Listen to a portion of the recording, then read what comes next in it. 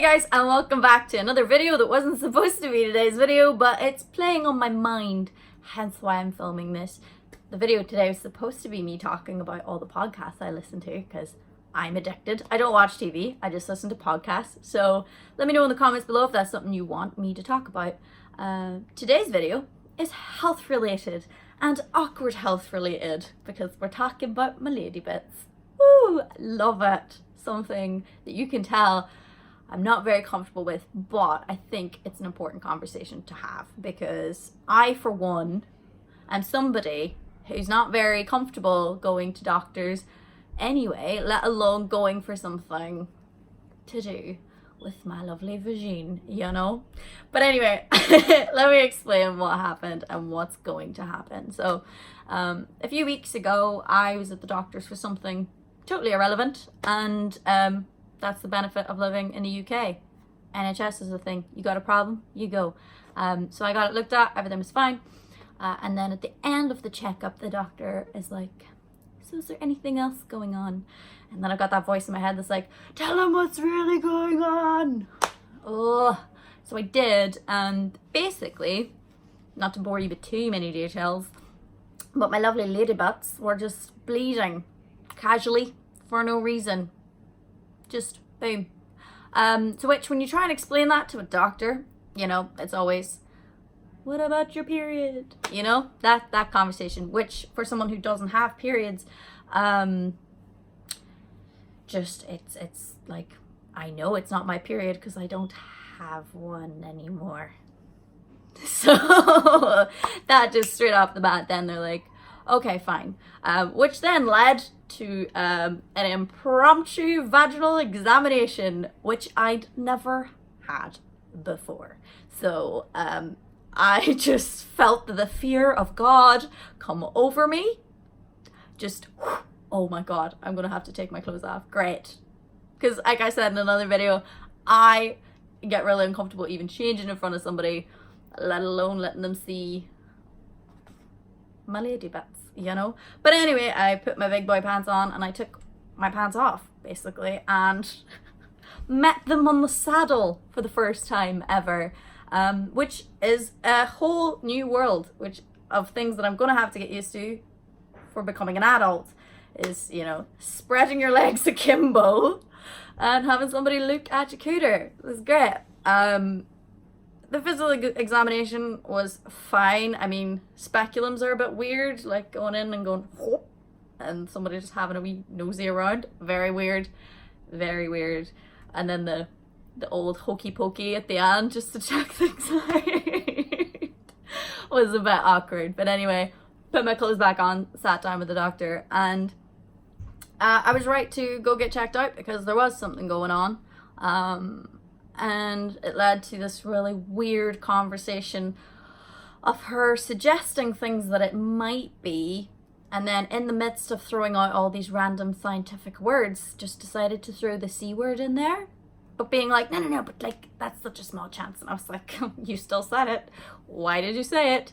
So I was obviously a bit anxious when that happened, but she was really good at like putting my nerves to rest and all the rest of it. So literally I got a phone call the day after, amazing, being like, oh, your appointment's next week. So that was great. I didn't have to worry for too long, and I wasn't really too worried. Like, when it comes to my physical health and stuff, I do actually have quite a sane brain for some reason. I'm like, it's fine, whatever it is, and we'll deal with it. We'll cross that bridge when we get there. So thank God I have that. So I got to my appointment then the week after for a colposcopy, or however it's pronounced, I'm not sure, which basically is a camera up your vagina, and they have a wee nosy around. Plus side about this though, it's just the weird, like, my morbid curiosity was just like totally fixated on the fact that there's a big HD screen and you can see inside. You get to see all of what they're seeing. So I had a full view of my cervix, which was cool, for the first time ever. The doctor was lovely. She was very, very nice. And yeah, there was something going on. I think it's called an ectropion. You can get them on your eyeball, but sometimes it happens on the inside too, you know? So basically, I had a choice at that point. It was like, you know, do you want to get them removed? Do you not want to get them removed?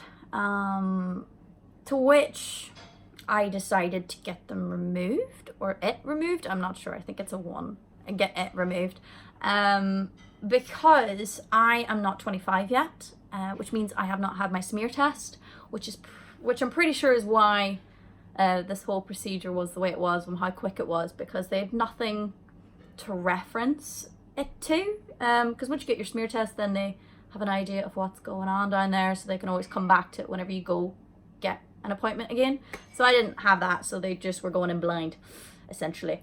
So I said yes to getting it removed because I didn't want to go for my smear test at the end of the year and then get called back in for the same thing and then get asked again, do you want it removed, do you not want it removed? I just figured I would just do it, even though I really don't want to. And like having the choice of not having to get it removed because it's so minor was like my brain being like, oh, then don't get it removed. But I put my grown-up head on and we're getting it done. And this is why I'm here today, because I'm going in literally 20 minutes to go get it removed. And that's why I'm super jumpy in this video, because like I said, I'm not good with doctors. I'm not good with people being all up near me. So I'm obviously very nervous. I don't think I'm too nervous about the procedure or anything. That's fine. Don't care about that. It's, just getting back in the saddle, you know.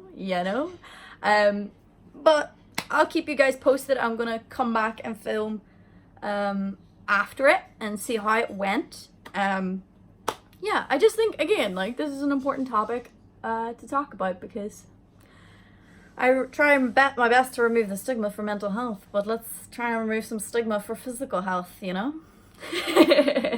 For all my friends with vaginas. Yes. Alright, yeah. I'll speak to you guys in a little bit when the procedure's been done, which is now. Alright, so I got home about an hour ago, I think. The pain is kind of like contractions. It kind of comes and goes, and it's just... The procedure itself was sore. Very sore. And I didn't get the leaflet, so I didn't take any painkillers, so I had to feel it all, which was amazing. Loved it. I had to take an Uber home because I was just so sore. Just like nauseously, like the pain it's given me is actually making me nauseous. It's very hard to explain. Sorry this isn't a positive end to the story. Like, I wanted it to be like, oh, it's all fine, go to your doctor, there's nothing to be afraid of. But in fairness, the procedure went as quickly as it could have gone. No humps, no bumps, it was all good. But yeah, the pain that I'm going through now is for the greater good. The greater good. Yeah, I've got apparently about like 48 hours of this. Sick. Not that I have a show tomorrow or anything. I need to sing. I don't know how that's going to happen, because this hurts. I can't even laugh because it hurts. So for the rest of tonight, I'm going to sit here and watch some television, which means I've missed the upload for today. Sick. And I have all my lights and stuff set up because I was supposed to film like a roundup, but I actually can't sit there. So amazing. And also when I move, it sounds like a diaper because they give you a big huge pad. Amazing. I feel so sexy, you know. Great. All right, so it is the day after the procedure, and let me tell you something. What a day! What a day. So last night I was awake with the sweats and the tummy pains. It was a lovely experience. And I checked the leaflet and things, and it basically said to call her if anything like that happened. I also woke up to some mad discharge. Sexy. So basically called her up and was like, explain my symptoms, and she's like, okay, call me once it's been 24 hours since the appointment, which was 1:30, so I did, because otherwise if the symptoms hadn't cleared by 1:30, then she was basically saying I needed to go to A&E. Luckily my symptoms did clear up. I've just still got a bit of abdominal tummy-ish pain from the thing, I don't know, and apart from that, basically all good. Oh wait, maybe what is uncomfortable is the fact that I feel like I'm going to pee my pants every 5 minutes.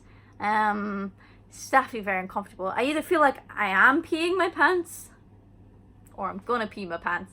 So I was supposed to have a show tonight, which I had to cancel because with the tummy pain, it makes it uncomfortable to sing. And then with the whole like bladder spillage itchy, basically makes me really, really distracted and I can't focus. So I had to postpone. But not without putting this photo up first. Yay! With the description on why I had to postpone the show. So I could have lied and just said, oh, I've got a fever, I've got cold. But I was like, nah, dude, I'm going to take this as an opportunity to, you know, normalize this conversation, like I said at the very start of the video.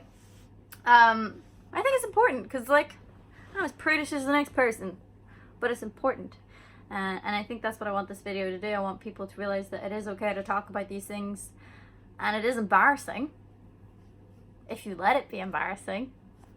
But like myself, if you are the proud owner of a vagina, then do make sure you go talk to your doctor if anything happens. If anything's off or wrong or different, go get it looked at. They're professionals. They see vaginas all the time. They're used to it. So don't feel weird about dropping your cacks in front of your doctor, you know? And also, I know that my content is mainly watched by men. So this goes for you too, dudes. Don't be afraid to go to your doctor and get your bits looked at. I don't have a fun word for that. Nope, don't. Oh, everything sounds inappropriate. But anyway, don't feel weird about going and getting looked at. Just do it.